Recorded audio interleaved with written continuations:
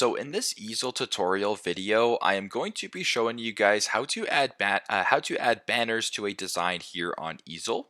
So once you have Easel open up on your device, what I want you to do is to go into the right hand side of your screen and press on the Elements button or the Elements section right here. Then on this screen, I simply go to where it says arrows in the top right hand side, press on arrows. Now, once the arrows load, what it'll show you is a whole bunch of different arrows, elements that you can use inside of your easel presentation. So if you wanted to use this one right here, you can use this one. Perhaps you wanted to scroll down and maybe use this one. You can use that one. You can basically play around with it, do whatever you have to do. You can use that one, get creative, but it's a fairly straightforward process. That is how you guys can insert or I guess add some arrows into your design here on Easel. Thanks again for watching, and I hope this video helps.